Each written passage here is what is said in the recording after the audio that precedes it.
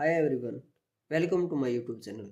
तो आज हमारे पॉलिटी की हैंड रिटन सीरीज की क्लास नंबर 7 और आज का हमारा टॉपिक है राष्ट्रपति। राष्ट्रपति भारत का प्रथम नागरिक होता है। भारत का शासन राष्ट्रपति के नाम से ही चलाया जाता है। राष्ट्रपति देश का संवैधानिक प्रमुख होता है।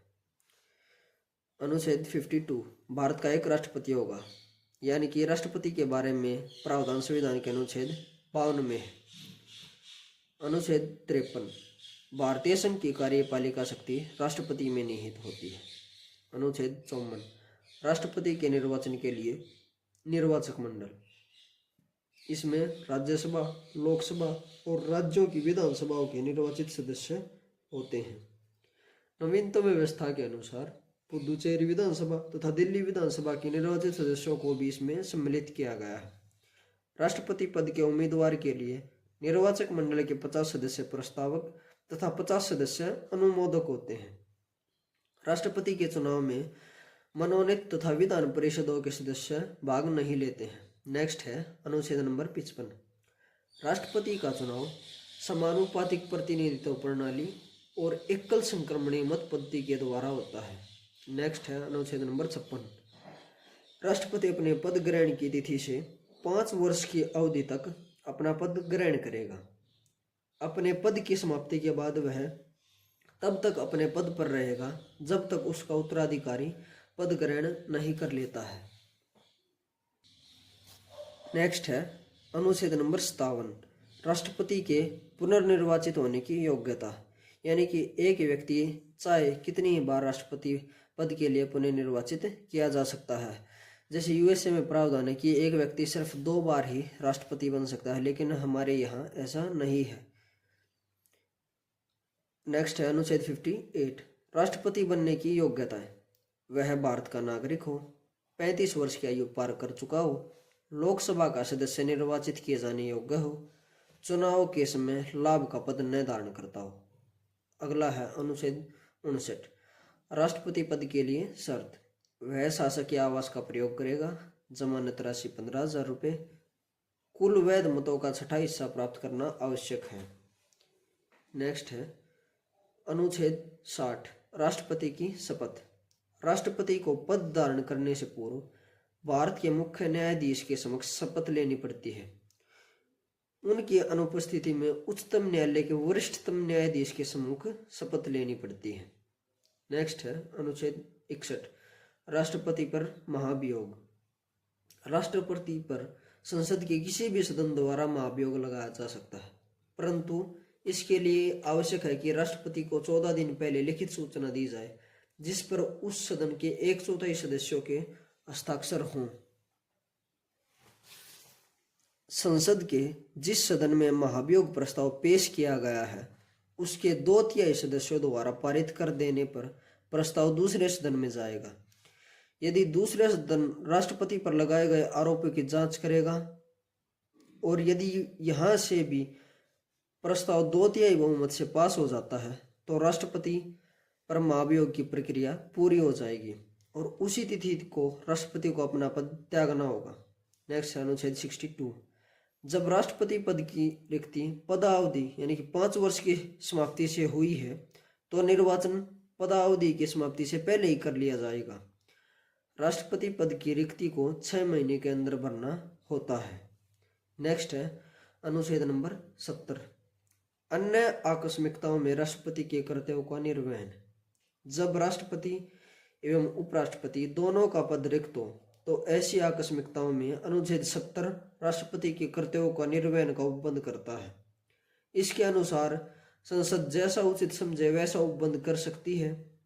इसी उद्देश्य से सरकार ने राष्ट्रपति उत्तराधिकार अधिनियम 1969 पारित किया है।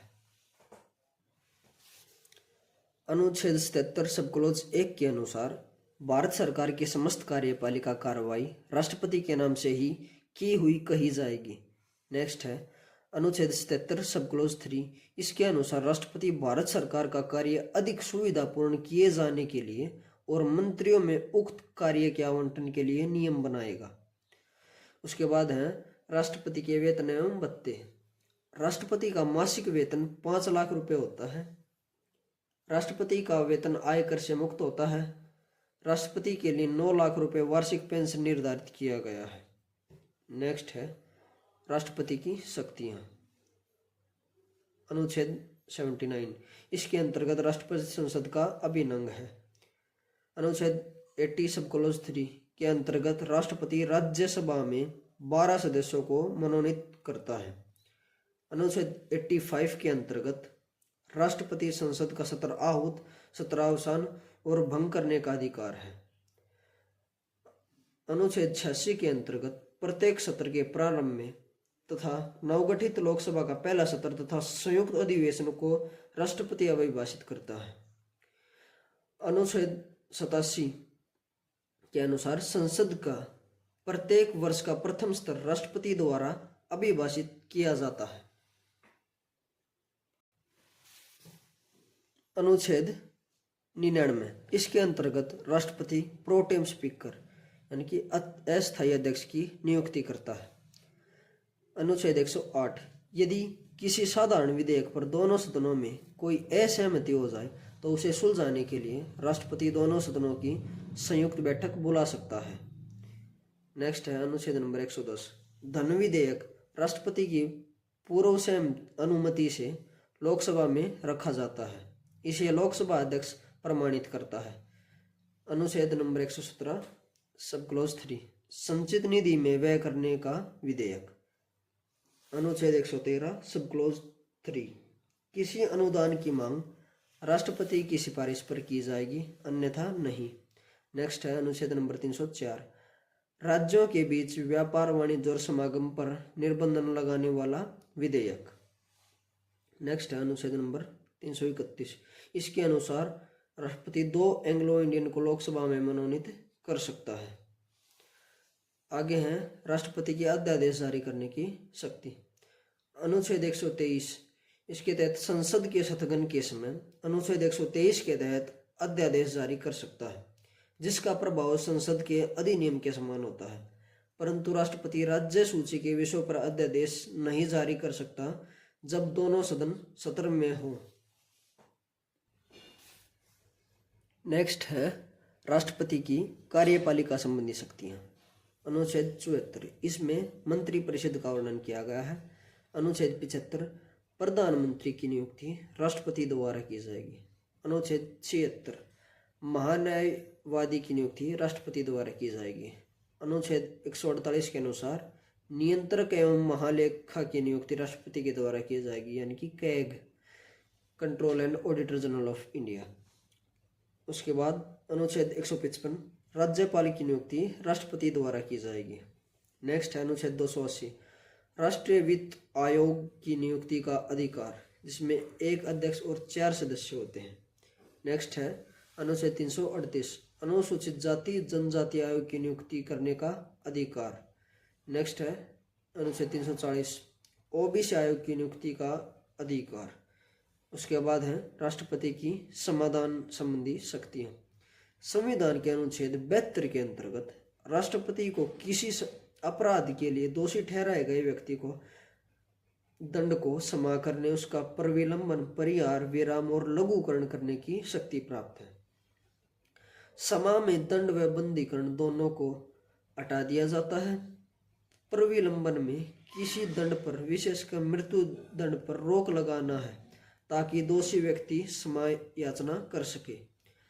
परिहार में दंड की प्रकृति में परिवर्तन किए बिना उसकी अवधि कम कर दी जाती है, जैसे 2 वर्ष के कठोर कारावास को 1 वर्ष के कठोर कारावास में परिहार कर दिया जाता है। लघुकरण, इसमें दंड के स्वरूप को बदलकर कम कर दिया जाता है, जैसे मृत्यु दंड का लघुकरण कठोर या साधारण कारावास में परिवर्तित कर दिया जाता है। विराम, विराम में किसी दोषी की सजा को विशेष स्थिति में कम कर दिया जाता है, जैसे गर्भवती स्त्री की सजा को कम कर देना। नोट, जब समाधान की पूर्व याचिका राष्ट्रपति ने रद्द कर दी हो तो दूसरी याचिका दायर नहीं की जा सकती है। अब आगे हैं राष्ट्रपति की आपातकालीन शक्तियां। आपातकाल से संबंधित उपबंध भारतीय संविधान के भाग 18 के अनुच्छेद 352 से 360 के अंतर्गत मिलते हैं। अनुच्छेद 352 युद्ध या बाह्य आक्रमण के समय लगाया गया आपात।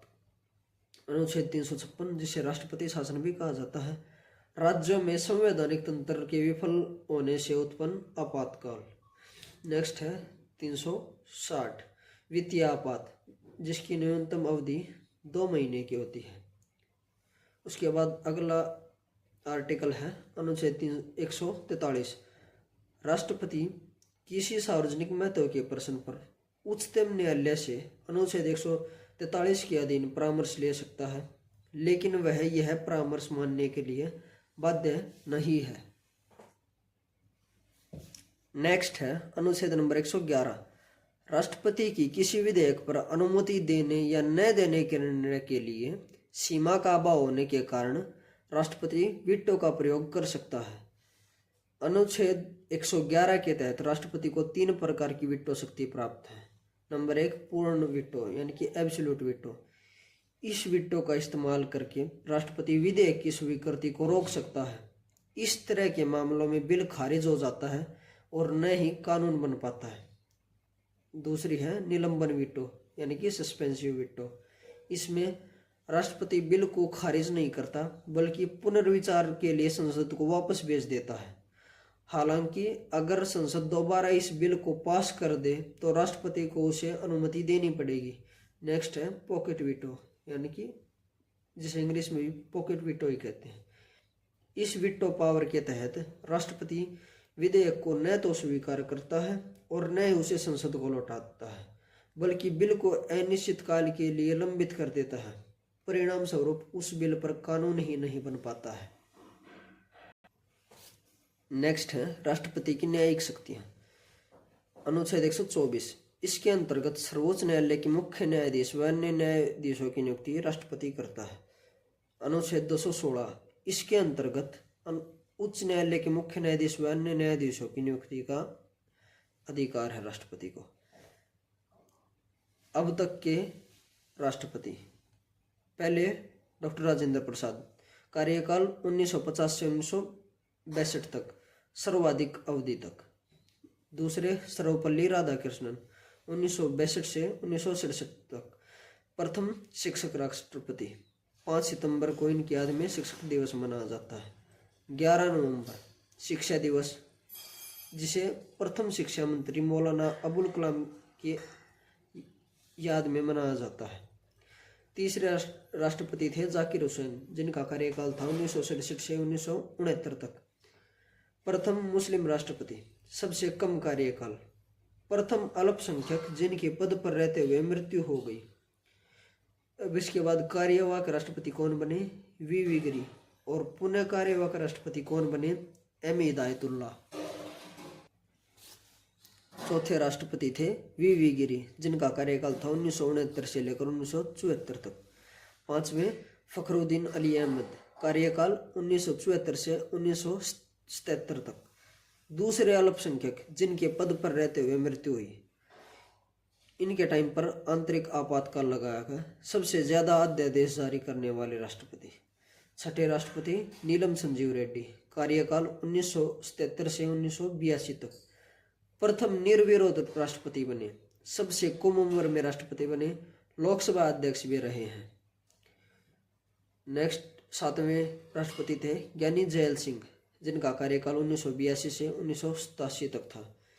1986 में पॉकेट वीटो का प्रयोग किया डाक एवं तार संशोधन विधेयक पर। आठवें राष्ट्रपति थे आर वेंकटरमन, जिनका कार्यकाल 1987 से 1992 तक रहा। सबसे अधिक उम्र में पद पर आसीन होने वाले। नौवें राष्ट्रपति थे डॉक्टर शंकर दयाल शर्मा, जिनका कार्यकाल था 1992 से 1997 तक। 10वें राष्ट्रपति थे के आर नारायणन, जिनका कार्यकाल था 1997 से 2002 तक। प्रथम दलित राष्ट्रपति। 11वें राष्ट्रपति थे डॉक्टर APJ अब्दुल कलाम, जिनका कार्यकाल 2002 से 2007 तक था। प्रथम वैज्ञानिक राष्ट्रपति थे। इन्होंने विजन 2020 का नारा दिया था। राष्ट्रपति बनने से पूर्व भारत रत्न दिया गया है। 12वीं राष्ट्रपति प्रतिभा पाटिल, कार्यकाल 2007 से 2012 तक। प्रथम महिला राष्ट्रपति, राजस्थान की प्रथम महिला राज्यपाल भी रही और अमेरिका के साथ 123 समझौते किए। 13वें राष्ट्रपति प्रणब मुखर्जी, कार्यकाल 2012 से 2017 तक। 14वें राष्ट्रपति रामनाथ कोविंद, कार्यकाल 2017 से 2022 तक। 15वीं राष्ट्रपति द्रौपदी मुर्मू, कार्यकाल 2022 से अब तक। अगर आपको वीडियो अच्छी लगी हो तो वीडियो को लाइक एंड शेयर तथा चैनल को सब्सक्राइब करें। Thank you.